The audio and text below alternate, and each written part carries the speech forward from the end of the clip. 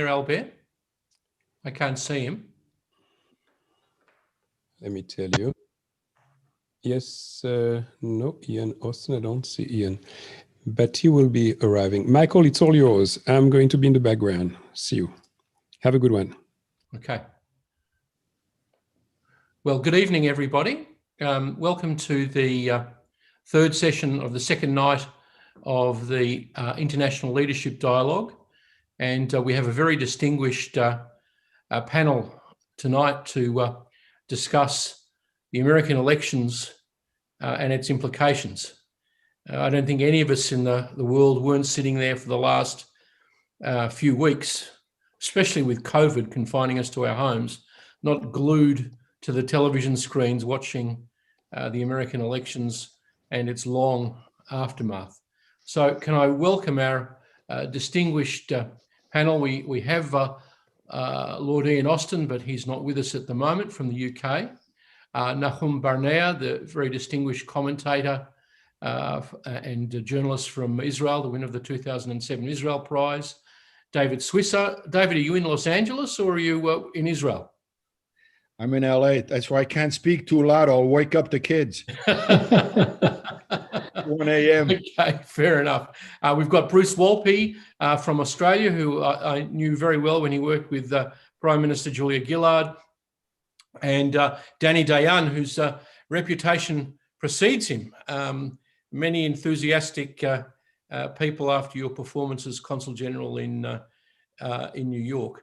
But I don't want to have my opinions take up the time of this panel, even though we haven't got Ian Austin with us at the moment. Let's begin with each of you giving 2 or 3 minutes each, and we'll begin with Nahum Barnea, asking, Nahum, what do you think is the most important takeout from the American elections, and what do people think of it in Israel? What will happen from now? From an Israeli point of view, I believe that Iran will be the first and the most pressing issue when it comes to the new American administration. Biden is, there is no doubt that regarding Iran, he is 180 degrees difference than President Trump. And he is also probably different than what Obama has done in a much more nuanced way. This is what we are going to look at first on the agenda. But there are also other issues which the foreign policy of President Biden will affect. Okay, Nahum, I used my 2 to 3 minutes, you know. Okay, but I have to say something to you that I think was very sweet about your biography, and that was I noticed that you were initially the Washington correspondent of Davar. And that was when, in ancient days, Israel had party newspapers. So you go all the way back to those days. Congratulations. Were you the last Washington correspondent of Davar? Yeah, but Davar was not a party newspaper. It was the paper of the trade unions in Israel. And forgive me for mentioning it, but for me, it's important. I would say it was never a party organ. I apologize, but your correction is taken. Our next person that in the absence of Ian Austin is David Swisser from Los Angeles. The poor fellow is up there in the middle of the night. We're very grateful that you are joining us, David. There isn't a more acute observer of the American Jewish community than David, who's the editor of the main newspaper there in Los Angeles. So, David, what's your takeout from the elections? Indeed, have they even finished? I think by now it's widely accepted, even among the biggest skeptics and conspiracy theorists, that Joe Biden will come in on January 20th. The only thing that Trump lovers are waiting for is whether the Supreme Court will agree to hear the dispute case in Pennsylvania. But even if they do, it's certainly no sign that the results will change. The train has left the station. It's pretty widely accepted now that Joe Biden will be the next president. I think in the Jewish community, among Democrats throughout America, the hatred for Trump was utterly unprecedented. And I think there is a concern among the pro-Israel community that this hatred for Trump will manifest itself in negative ways, especially in terms of the policies toward Israel. Like Nachum Barnea was saying, Iran is definitely the number one concern, in the sense that the deal with Iran was seen as a naive deal that empowered an evil regime, and this automatic idea of going back just because everything Trump did, we must go against. So I think that's by far the number one concern. But there's also the secondary concern of going back to a policy with the Palestinians that really failed. And this idea, this reflex of the two-state solution, this reflex that the Palestinian conflict is key, that's also a concern that we're going to be packed to the quicksand of the old days, and as if we have amnesia, as if we forget that the old approach failed utterly for over 2 decades. And then finally, there's also a dismay that the Abraham Accords, which truly are historic, are being downplayed just because they were triggered by a man that they hate, which is Donald Trump. David, before I move over to Bruce, thanks for being so short. Just recapitulate for us, did the American Jewish community vote its usual 70-30 for the Democrats and 30 for the Republicans, despite Trump's very pro-Israel record? They did. There were some, surprising results in the exit polls, but not so much among the Jews. It was among the African Americans, the Hispanics, and the ethnic community, which people thought would go in droves for the Democrats. But one of the biggest aspects of 2020 politically has been a revolutionary aspect within the Republican Party of a sense of populism that was never there. The Republican Party became elitist until Donald Trump came. And although he was personally an unsavory character in many ways, the idea behind what he brought to the party, which is this sense of remembering the working class, which was forgotten by both parties, that is something that is not going away anytime soon. And the working class included the African American and the Hispanic, above all, because the Hispanic community is the fastest growing minority right now in America. But as far as the Jews goes, voting for any extra votes that Trump might have gotten from the Democratic pro-Israel community were offset by the personal dislike of the man. So the senior Jewish people in the condos in Florida weren't part of his surprise strong showing in Florida.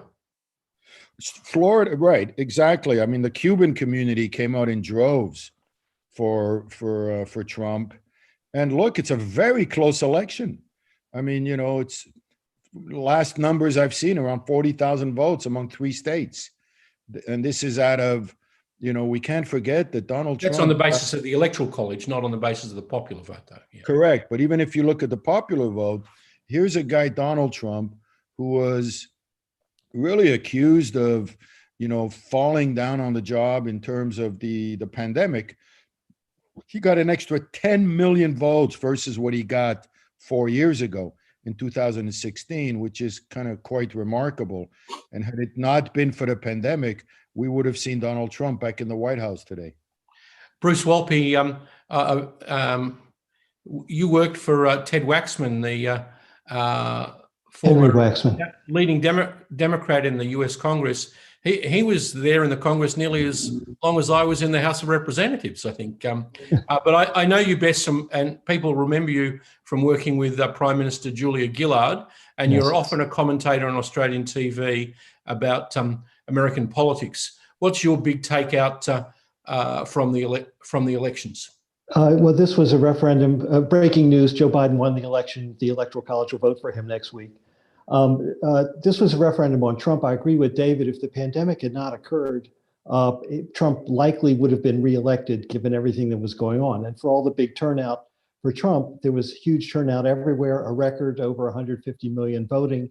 And the turnout was because everyone felt this was the most important election of their lifetimes. And they participated. And so for every vote that Trump got, well, Joe Biden got 7 million more. And that more than doubled Hillary's margin over Trump. So the only reason Trump was president was because of the Electoral College. The Electoral College now worked for Biden too. So I think that was really important. On the Jewish vote, it was at least 70 or 75% for Biden. And it just showed that what the work that Trump did in Israel had no payoff domestically. And then just speaking as a Jew who grew up in Washington as to why this might be so, if there was an element of original sin in Trump being president, it was that he did nothing to unite the country and govern for the whole country. He only governed for his base. He was only interested in expanding his base. And when I was growing up and I was thinking about Israel and Jewish issues and so forth and coming out of synagogue on the High Holy Days, the thing I was afraid of was that the PLO was going to open an attack on the synagogue and kill Jews. Well, that didn't happen. But what did happen is that Americans killed Jews in synagogues in the United States. And that was on Trump's watch. And this can go back to Charlottesville and other matters that Trump, where it wasn't a dog whistle, it was a megaphone to racists and Nazis. I'm kind of okay with you. And the Jewish community knew that and understood that and voted accordingly because of that. On what the election ultimately means, Democrats lost seats in the House and did not gain the Senate. And so what this was really was a referendum on Trump, and voters did not want to give Democrats a monopoly of control in Washington. So they wanted some check on where the Democratic Party is. And I think that best explains the tighter margin in the House and the fact that they failed taking the Senate. Bruce, you're an expert on American elections, and people here are very expert following American elections. So let's just drill down for 1 second on one thing you just said there. How can people have voted against Trump, but for Republican candidates in the Congress and even in the Senate? What happened? Do people not vote down the ticket, or how does it work? They did not vote down the ticket. If you look at the congressional districts that Biden carried, it correlates almost exactly with the congressional candidates who won in those districts. And the Democrats were expecting to flip the Senate, but they fell short in Maine and in Montana and Iowa and some other places, South Carolina, where they thought they really had a chance. And I think the message from the voters was, this was a referendum on Trump, let's replace Trump. That was done. But it wasn't a referendum on changing necessarily the balance completely in Washington. So I think that was absolutely crucial. Then in just historical terms, when do presidents fail re-election? Well, there have been two since Roosevelt's time: Jimmy Carter in 1980 and George H.W. Bush in 1992. And since we're talking about Iran, well, guess what? Jimmy Carter had the Iran hostage crisis. He could not end it. He couldn't liberate the hostages taken by Khomeini's Revolutionary Guard. It was a humiliation for the United States, a defeat. And that, with the economic catastrophe that was unleashed by the oil embargo and hyperinflation and interest rates and so forth, that tanked Carter. George H.W. Bush should have easily won re-election. He was the person who ended the Cold War with Reagan, but then saw it through and was the hero of the Gulf War. But guess what? Another recession emerged, the recession that ultimately came here to Australia, which Paul Keating, the prime minister, said this is the recession we had to have. Well, we did, and America did, and Bush was way behind the 8 ball in catching up with it, and Bill Clinton beat him.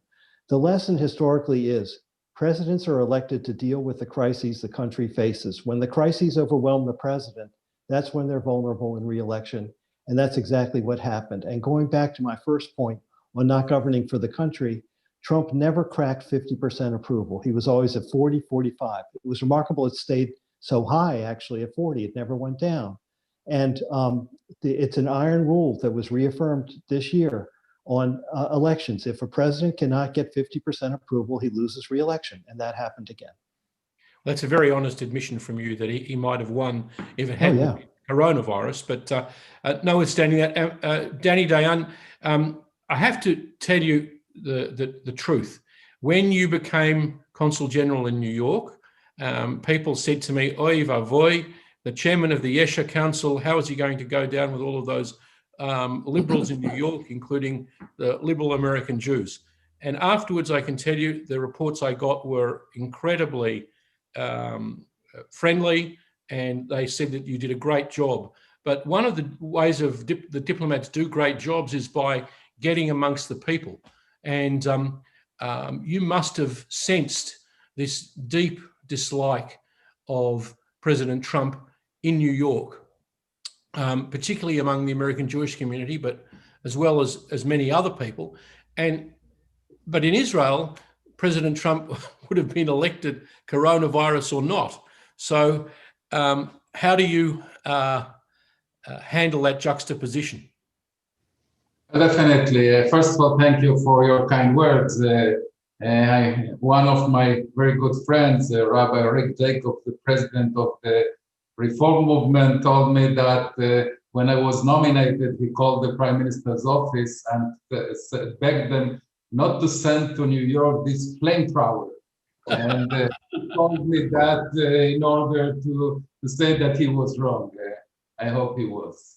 Now, look, first of all, we have to say, when we spoke about the Jewish vote, which of course was predominantly, overwhelmingly supportive of Joe Biden, there were two subgroups that were predominantly and probably overwhelmingly pro-Trump, and that's the Orthodox Jews, Hasidic sects that voted for Hillary Clinton, Hillary Clinton in 2016, voted this time for Donald Trump, even though Hillary was a woman and Joe Biden is a man.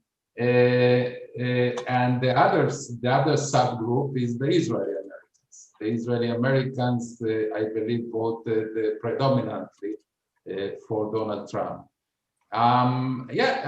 President Trump was indeed frustrated by the fact that his pro-Israeli policies do not become an electoral asset in the Jewish community. He even voiced that frustration many times. But you know, American Jews are first and foremost Americans. The domestic policy of President Trump, they disliked them tremendously in issues of immigration, civil rights, and many other issues. So it was no surprise. I would say that, you know, when we talk about the foreign policy of President Biden regarding the Middle East, I think that we can make at this point intelligent guesses what his policy will be towards Iran, what his policy will be towards the Israeli-Palestinian conflict, and even what his policy will be toward the Abraham Accords. But there is one question mark, one big question mark that I really don't know what the answer will be to that question mark, and it will cast a shadow over all his Middle Eastern policies. And I mean his President Biden's or Biden's administration's attitude towards Saudi Arabia.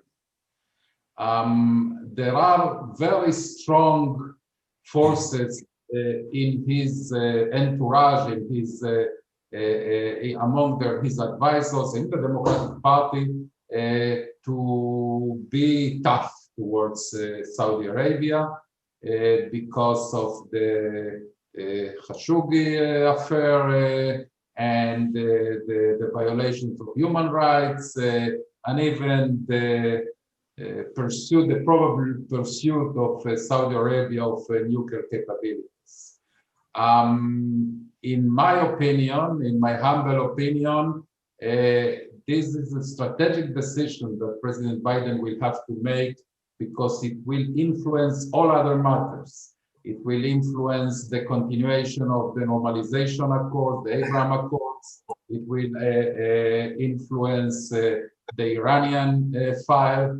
It will make Israel very uncomfortable if Biden gets stuck with Saudi Arabia, because it is a crucial player in the anti-Iran Middle Eastern coalition.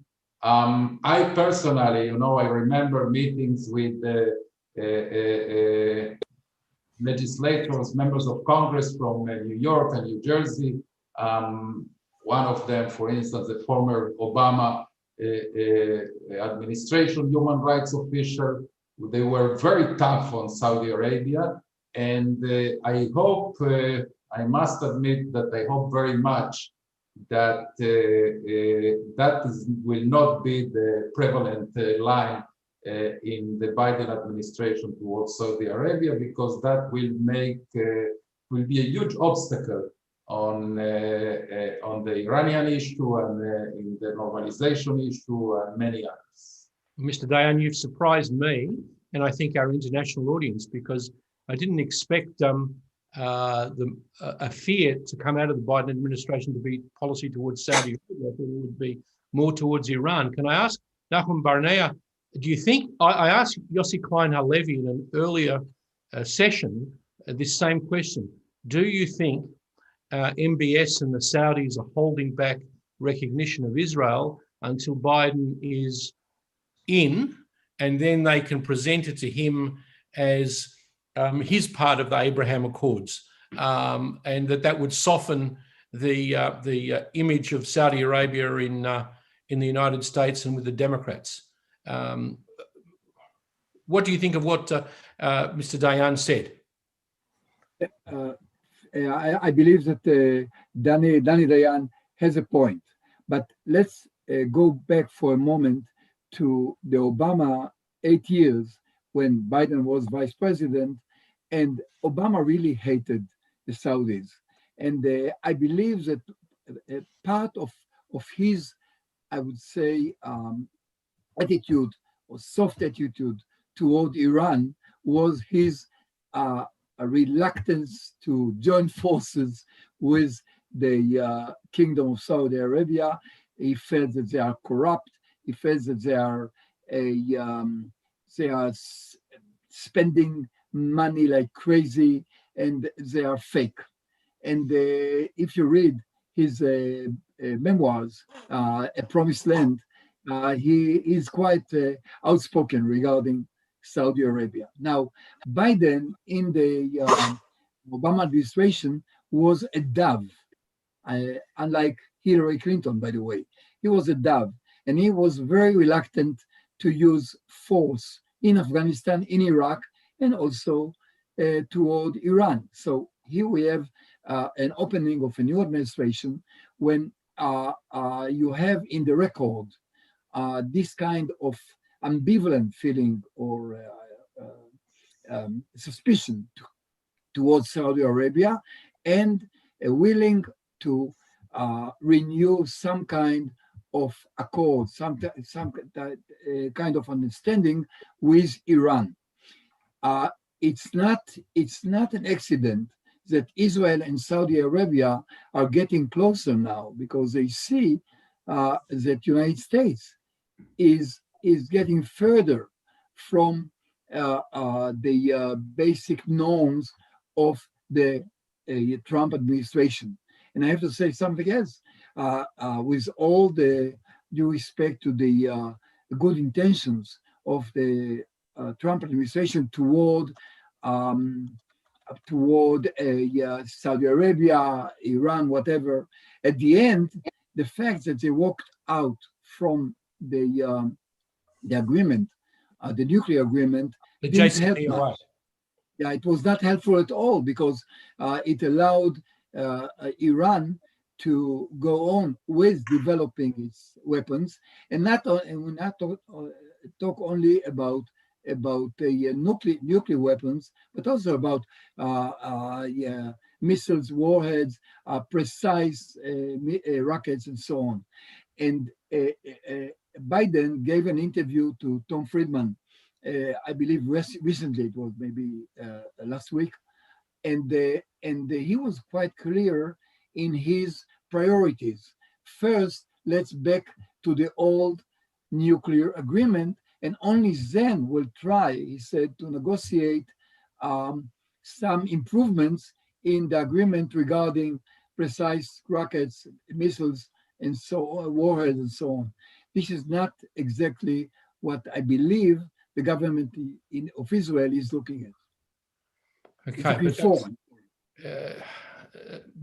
there's a big jump in that, because the BBC reported as early as the beginning of September that the International Atomic Energy's official declaration is that Iran is more than 10 or 12 times in excess of the mandated limit of enriched uranium mandated by the JCPOA. So I'd like both your and David Swisser and maybe Bruce to comment on this. Surely the Biden administration will say to the Iranians, look, we'd like to re-sign this treaty, but you have to squeeze down the enriched uranium back to the 200 kilo limit and ship it out to Russia or wherever, like you did last time, before we can take off sanctions and resume normal relations. Surely they just can't say, well, look, we like to have a treaty with Iran so much that we just ignore your excess over the limit of enriched uranium. First of all, you, Nachum, then David, then Bruce. Yeah, it would be fine if they resume sending enriched uranium to Russia, but it will not solve the real problem here. Iran is getting further, and there is a real progress in the and also under the pressures of the sanctions. Iran is is investing a lot in all sorts of military activity. This was the problem of the old agreement, and it seems to me that the opening of the Biden administration is not solving this problem. I don't see a real ambition to solve it right away. David, have you got a comment? Yes, I do. It's interesting that Nachum brought up the interview with Thomas Friedman. And a few days earlier, before that interview, Thomas Friedman, who's a big critic of Donald Trump, wrote a column suggesting strongly that the new administration should take advantage of the current sanctions on Iran as leverage to negotiate with Iran on the nuclear deal. Because the minute you jump back into the deal and take back the sanctions, you kind of lose all your leverage. Whether that leverage is to undo what you mentioned, regarding the uranium enrichment, but also what Thomas Friedman said in his article that I found fascinating was that precision-guided technology is a serious threat to Israel, because there are incredibly important targets, like the nuclear reactors in Dimona, God forbid, and then the electrical grids, and in military installations, that he considered that even more of a threat than the idea of the nuclear weapons deal, which, by the way, always had a 10 to 15 year sunset clause. And when you've been around for 5,000 years... Because not everyone read the Tom Friedman article. Was he talking about conventional precision-guided weapons attacking Israeli infrastructure? So he's saying that by itself, even without nuclear warheads, is a danger. Absolutely. And they have all these proxy forces surrounding Israel, whether it's through Syria or Lebanon or Hamas. And that is like a serious threat that the JCPOA deal kind of ignored, like Nachum was mentioning. So the minute you take away the sanctions and jump back into the deal, you lose your leverage with the terror regime that has shown its ability to cheat and be very wily negotiators. And that's a concern. And I think we can expect that to be a major flashpoint in the relationship between Israel and America in terms of the Iran deal? Do you take away the sanctions before negotiating? And if so, I think we can expect a major area of conflict. But the last point I want to make, which is a big difference, I think, between the Biden administration and the Obama one, is there have been several comments made that I believe are true, that Biden is not into publicizing disagreements with Israel. I think he said a number of times that, unlike with the Obama administration, and I think the new Secretary of State has also said that. So they may have disagreements, but I think we can expect them not to be as publicized as they were in the Obama administration. Bruce, it's not just an issue of whether, as Nahum and David said, that President Biden was a dove in the Obama administration. He's also got critics from the right. In Ambassador Bolton's book, he says that Joe Biden was on the wrong side of every decision in the last 40 years. Now, you'd expect that from a hardline Republican, but doesn't a lot of it depend on who the key people are? Do you know Tony Blinken? What kind of a guy is he? Why haven't they announced the Secretary of Defense? Greg Sheridan was telling me that Michelle Fourtnoy was meant to be already announced. And will some of the Obama retreads who are very aligned to the JCPOA get jobs in a Biden administration? Well, first, thank you, Michael. They did announce the Secretary of Defense today. Lloyd Austin, a four-star former general, retired in 2016. He was head of Central Command for Iraq, Afghanistan, Syria, and Yemen. So that was announced today. First African-American Secretary of Defense. Those are important legacy issues as well to deal with. I agree with Nahum in this discussion that what did you expect Iran to do when Trump pulled out of the deal? Well, they're going to go pursue all options that they had as if the deal didn't exist. That's not a surprise. But I think really underlying this discussion is, well, they're going to commit the same mistakes they committed before as far as scope and sweep and enforcement of the nuclear deal. And I just say to everyone, keep misunderestimating Joe Biden. Just go right ahead. He couldn't win the nomination. He could not unite the party. He could not choose a good vice president. He could not campaign from the basement. He was going to lose the election to Trump, would never carry the constituency. That's just fine. Just keep on going with that, and we'll see. I think we are smarter than people are giving some credit for here. And I think they may be critics of Biden and softness on Iran, that may well be proven true. But just let's take in a little breath here and let's see what they do. I think Blinken and Jake Sullivan are very smart people, and I think they also understand the past and want to apply and secure a different future. Just stupidly repeating past mistakes doesn't get you anywhere. Joe Biden understands that. Well, as Australians, we hope that Blinken and Sullivan are more interested in this part of the world, because that was one of the big criticisms that you and I had of the Obama administration, that John Kerry was obsessed with the Middle East and with landing this deal. And in the meantime, they let the Chinese create a military colony in the South China Sea, where 60% of Australia's maritime trade and 50% of the world's maritime trade transit. So a big issue. It is. And just briefly, the conventional wisdom is, he goes to Europe and the Mideast first and deals with that first, and Asia second. I believe you'll see further appointments on the Asia portfolio, very senior. And I think, and China is, aside from, I don't think Biden's going to get to Iran for a little while yet. I think it's China that's first and foremost that needs to be addressed. And I think he's going to do it in a different way, and that'll also characterize the Iran negotiations. He's a multilateralist, and he's going to get the Western allies together.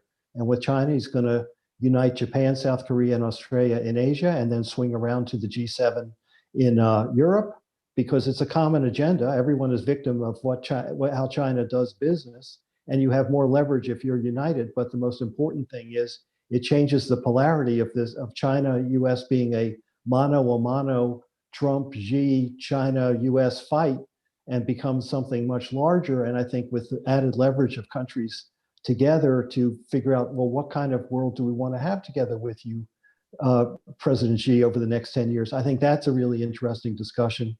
and it'll be more productive than where we are right now, as Australia knows, because it's getting killed in the Cold War with China. Very interesting. Danny Dayan, is there going to be conflict with a Bibi administration, or will there be no Bibi administration? Will there be elections?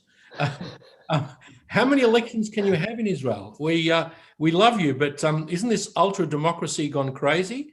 As many nights as there are Hanukkah. That's how many elections you can have. Seriously, Bibi or beyond, Bibi can't be there forever, like Ayatollah Khamenei can't be there forever. What will happen with Gantz and Ashkenazi's attitude to a new Biden administration? Will they naturally get on well with a new administration better than Bibi? How will Bibi handle the issue of differences with Biden over two-state solution, over reinvigorating the Palestinians, over de-emphasizing or emphasizing the Abraham Accords, and your fascinating point about Saudi Arabia? How will Bibi handle it? Look, I believe that for Netanyahu, the most crucial issue is not the Israeli-Palestinian conflict, not settlements. The most crucial issue for him is Iran. He already, in a somewhat undiplomatic way, the last time he did it in the annual memorial for David Ben-Gurion in Sde Boker, Netanyahu called explicitly on President-elect Trump not to return to the JCPOA. And that's not because he believes that there is any chance that President Biden will not return to the JCPOA. He knows he will, or at least will strive to do that. I believe that if there is a point of friction, that is Iran much more than the Palestinian issue. And it's also the first one because, the Biden administration can't afford the luxury of not dealing with the Palestinian issue or with the Abraham Accords in the first year when they are overwhelmed by domestic issues. But they don't have the luxury to neglect the Iranian issue for an entire year or even for 6 months. So that will be also in the sequence of events, that will be the first test of their relations. Now, both Prime Minister Netanyahu and his loyal envoy in Washington, Ron Dermer, already called explicitly on the Biden administration not to return to the CPOA, but obviously they will try to do that. And that can cause friction. Given that Netanyahu and Dermer and all the others know that that's a futile call that will not be abided by the Biden administration, I think that the most important point that the Netanyahu government will try to achieve is to convince Biden and Blinken and Sullivan and probably a special envoy that they will nominate for Iran to build a package deal, not to return to the JCPOA and then deal with all the other issues, missiles, spread of terrorism, the entrenchment in Syria, the support of Hezbollah, but to try to convince them to devise a new package deal that deals simultaneously with all the issues. Our belief is that if the Biden administration goes the other way, namely first they negotiate a return to the JCPOA and then try to achieve concessions by Iran on other issues, that is doomed to fail with catastrophic consequences for Israel and for the region. So the big question is if this time, and I don't have an answer for that question, if this time it will be done more with, let's say, nuanced diplomacy or a more bombastic way like it was done during the Obama administration, culminating in the famous speech in the two houses of Congress. I believe that this time it will be more delicately done. No, maybe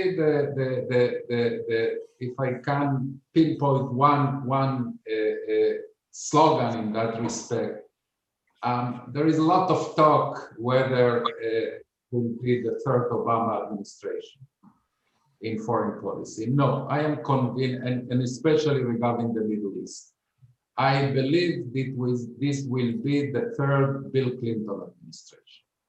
I think foreign policy of President Biden and his team will be very, very similar regarding to Bill Clinton, much more than to Obama, because and there's a huge difference between the two, a substantive difference and psychological difference for the Israelis.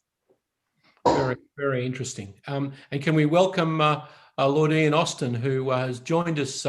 Great to see you, Ian. Thanks, Michael. We've had everyone reflect a bit on the American. No, I've been listening. I've heard the whole conversation. It's been fascinating to hear people's perspectives. It's great to see you again. Okay, and it's great to have you.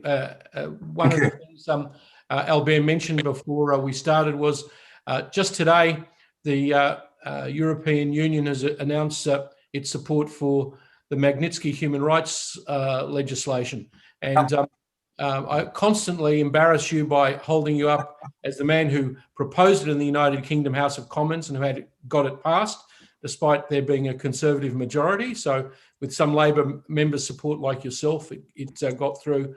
Great credit to you. It must be very satisfying to have that pass in the European Union. Yeah, look, it's a big step forward. I can't claim all the credit.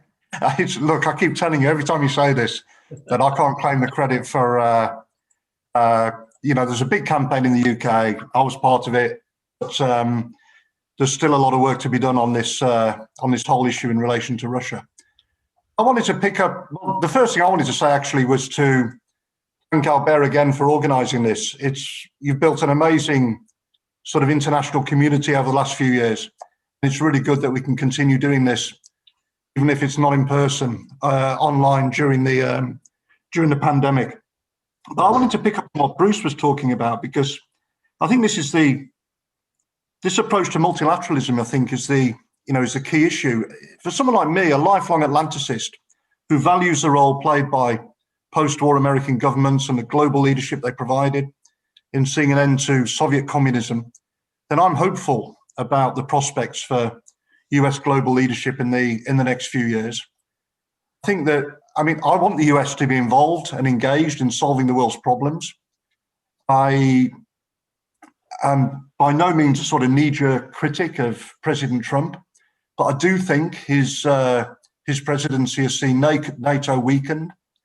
I think America's stepped back. I think China and Russia have exploited some of the gaps that have been created. I think it's fair to ask whether America's image internationally is better or worse as a result of the last 4 years. I don't think it's controversial to say it's probably worse. I think the world needs American leadership. I think it's only through America taking a leading role and supporting multilateralism that we can solve the global challenges we face, from China to climate change, or standing up to Putin or Iran. So look, I'm hopeful that President-elect Biden can begin to deal with some of these things. He's been a lifelong supporter of the Western Alliance, of NATO, the EU, Israel, and a sort of global rules-based order, which has done so much to build peace and security. And I'm hoping that the US can return to its historic role, engaged, the leader of the free world, working with its allies, the UK, Australia, Israel, tackling these shared challenges and standing up for the respect for the rule of law, democracy, and partnership. I want to just look on the Abraham Accords. This is clearly a historic breakthrough, and President Trump deserves enormous credit for it. But as we know from our discussions over the past few years, this work's been going on for a long time. And we've heard from people who've been directly involved in it over the last decade. You can't take away from President Trump the credit he deserves. On Iran, I mean, look, I was opposed to the JCPOA from the outset because I felt you were dealing with an untrustworthy rogue state. I felt that it would leave the Iranian regime closer to a weapon when it concluded than at the start. I think they were breaching it anyway.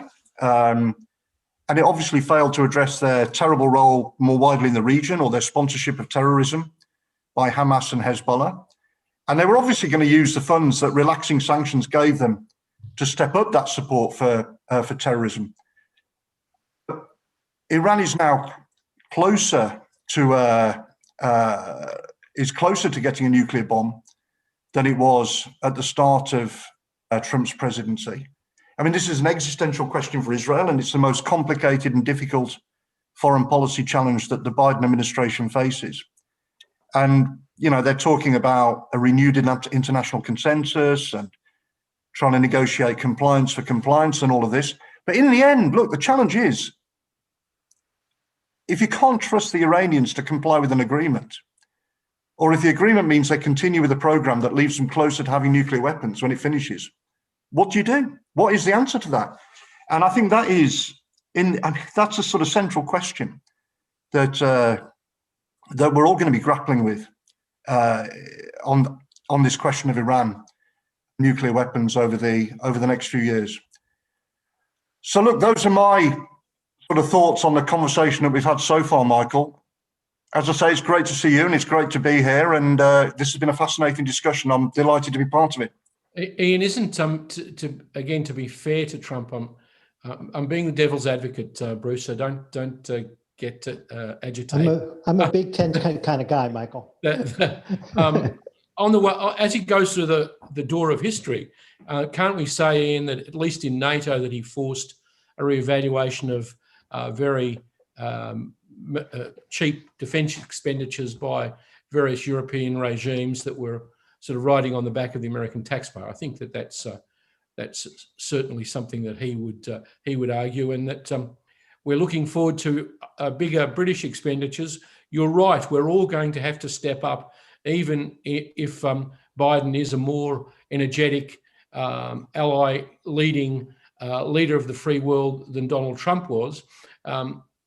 The UK sending out Big Lizzie, your new aircraft carrier, to go into the South China Sea with an Australian task force early in the new year.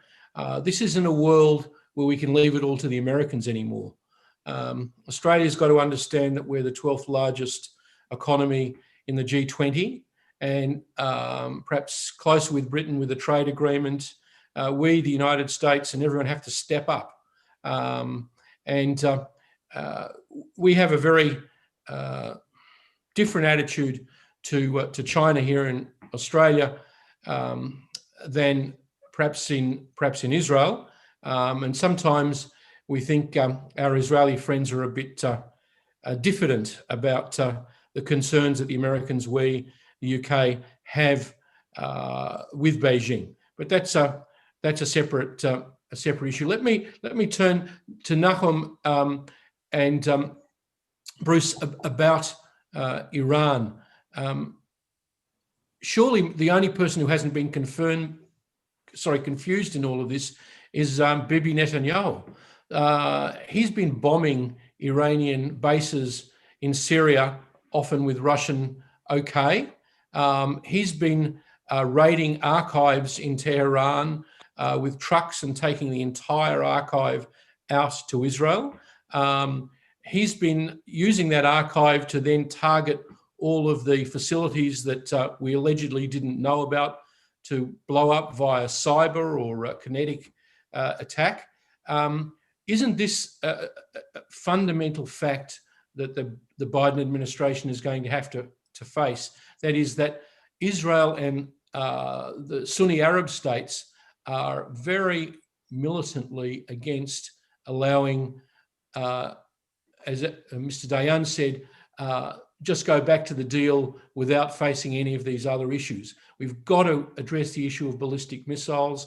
We've got to address the Iranian activities in Syria, in Lebanon, etc. Isn't that true, Nahum, that Israel has been acting and will continue to act and will try and make sure that the Biden administration doesn't ignore your concerns?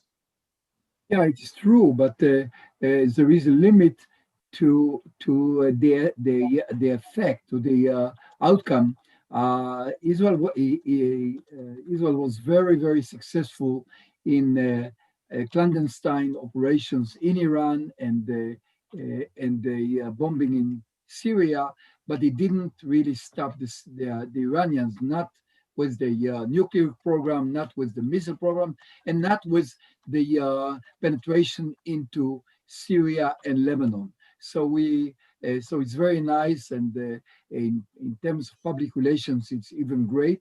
But in terms of our military situation, it doesn't change the basic. Now, regarding Netanyahu, I believe that if he even considers, assuming that he will overcome his problems in Israel and will continue to serve as a prime minister, if he even considers doing to Biden what he has done to Obama, I believe we're going to face a problem, because you can do it once, and even then we pay the price in terms of, especially in terms of the way young Americans, young liberal Americans, and people in the Democratic Party feel about Israel. Now, if we are going to have another round of appearances of Netanyahu on the Hill in the Congress, the Republicans still have a majority in the Senate, they can invite him and so on. Fighting an American president, I don't believe is going to be helpful. I think that's a very wise observation. But David Swisser, is Nahum right in the United States that Trump's support for Israel and Bibi's support for Trump has led to a strong diminution of support amongst younger Democrats, including younger Jewish Democrats? How crucial is this going to be in influencing the foreign policy of a Biden administration, or will it be, as Danny Dayan, wonderful description, a third Clinton administration? Is that what it's going to be? Well, I think we've seen a long-term trend in America of the new generation, the younger Jews, going towards a more universalist approach, what we call tikkun olam, repairing the world. They were not around during the 6-Day War and the Entebbe, during the days when Israel was the darling of the world. The only Israel they know is the Israel of the occupation and the oppression of the Palestinians. And we're living at a time now when, you know, victims are the great heroes in America, and Palestinians are the ultimate victims. So that's been going on for several years. And I think that's why we have to kind of, if you're really a pro-Israel Jew in America, you have to be appreciative that it's Biden in the White House and not somebody like Bernie Sanders or Elizabeth Warren, somebody that would represent more of this new generation. Whereas Biden's had a 45-year relationship with Israel, with, you know, 6 prime ministers. He's got and he's not as much of an ideologue as Obama was. And I think you have to see the two guys closest to him now, Blinken and Sullivan. You know, Blinken is a Jew, and his chief of staff is a Jew that are very pro-Israel. This is going to be a time when AIPAC is really going to earn its money. Because if there's one thing that's great for Israel and the Jews is a bipartisan support.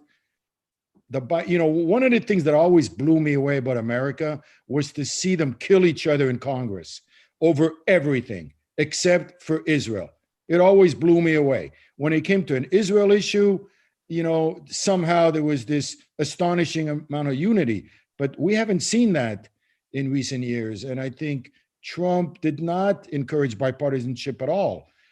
So I think one of the things I am looking forward to is because the combination of Biden and maybe AIPAC's long relationships with Biden as well as members of Congress, is maybe we can see more of a bipartisan relationship. And frankly, as much as I appreciate everything Prime Minister Netanyahu has done, I think if you get somebody from the center left, like Benny Gantz or Lapid or Eisenkot or some of these who are more open or less right wing, if you will, than Netanyahu, I think it augurs for more of a bipartisan support for Israel, which is something that would be good for every Jew in America. I'm not going to constrain this fascinating discussion, but I want to ask Alan Howe, have you got any questions from the wider audience that are watching us that you want to jump in and direct to our panel? No word from Alan. Sleeping. Bruce and Ian, can I ask you both? I mean, surely Biden. I'm reassured by what Nahum and David Swiss has said as a pro-Israel person, obviously, but surely he's going to have to give feed some fresh meat to the squad and to the younger people who are critical of Israel. Give Netanyahu a slap down in some issue. I would be concerned, Mr. Dayan, if he did it by making substantive concessions to the Iranians. That would be crazy and against American interests. But politically, he want some way of showing that he's not as uncritical as Trump was. It'll go down well in Europe too, surely, if a Biden administration is a bit gives Netanyahu a slap or two. Bruce, first of all, you. Just 4 quick points. First of all, we were all young once, and I think we were probably all universalists at one time too. Second, on Biden, and he came of age during Golda. And he kind of wishes she was still prime minister. I think he would love to negotiate with Golda on this stuff, and that's his setting, and that's why Palestine is important. But that's why Israel's security and invincibility is also important. Second, on what the Prime Minister Netanyahu did in Congress on that address to the joint session, there are long memories among Democratic leaders on that, and that should not be repeated. I thought that was a profound mistake. On the Senate that Nahum mentioned, very important point. Anything Biden does on Iran is going to be evaluated harshly by at least the Senate, and certainly a lot of sentiment in the House. There'll be hearings and witnesses. And so whatever is done is going to have to measure up against the criticism that they bring to that debate. And that'll be interesting. Hold on. Surely you're not saying that it'll be good for America to have the 2 Republicans elected in Georgia? I'm saying that the 2 Republicans probably will be elected in Georgia. Okay. And as far as the issue of bipartisanship, this is really important, what David said. But we came to the abyss on that issue within the past few weeks, and the UAE saved bipartisanship on Israel in Australia and in the United States. If Netanyahu had annexed the West Bank, the bipartisanship would be gone, and that would have absolutely opened it up. Democrats would have gone hard left, Republicans, and you would have lost that. So everyone who's kind of for that outcome on the West Bank has really got to think long and hard, because then Israel stands alone, as opposed to with bipartisan support in the democracies of the world. Right. Not from authoritarian governments. So there is a huge price with that, and I hope everyone keeps that uppermost in these months and years ahead. Ian, has Europe calmed down a bit on Israel in the last few years, or would they enjoy seeing a Biden administration do something that sort of put the Israelis in their box? Well, I mean, Bruce and the others will know more about this than I do, but I don't see any evidence that Biden's going to be doing that. It seems to me that on Israel's security, on his opposition to BDS and so on, he's been crystal clear really on his positions, and they don't seem to me to be up for debate. This is someone who's supported Israel throughout his long political career. He's had a close relationship with half a dozen Israeli prime ministers. On this point about, I think this point about bipartisan support that David was talking about is really, really important. And this is something that under the leadership of the Labour Party with Tony Blair and Gordon Brown, we saw much more of in the UK. That's something that's broken down completely over the past decade. It's bad for Israel and it's bad for British politics, I think, when this becomes a sort of one-party issue or a political football. So here in the UK, we're going to be working hard under Keir Starmer's leadership to build more support for Israel, working with LFI to build more support for Israel in the Labour Party. But I think it's fair as well to point out that I think Trump, to a certain extent, undermined the bipartisan consensus on Israel. I think he tried to make it a sort of partisan domestic political issue, and I think that's bad for Israel and bad for American politics as well. But before Lord Ian Austin joined us, Nachum, I was going to go to Danny Dayan's point about leadership's not lasting forever.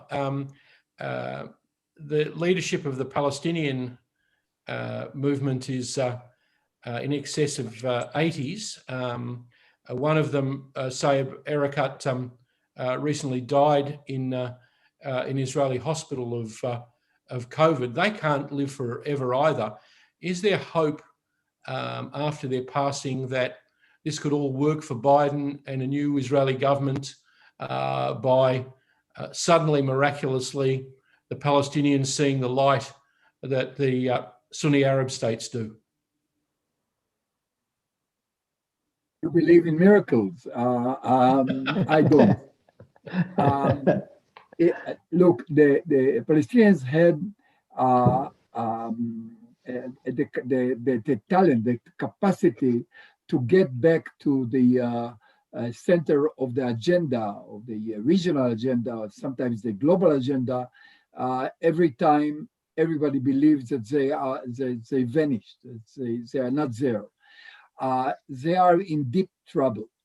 The question is, what will happen after Abu Mazen? Because Abu Mazen is really in the last, I believe, years of his role in the Palestinian affairs, and he is very weak.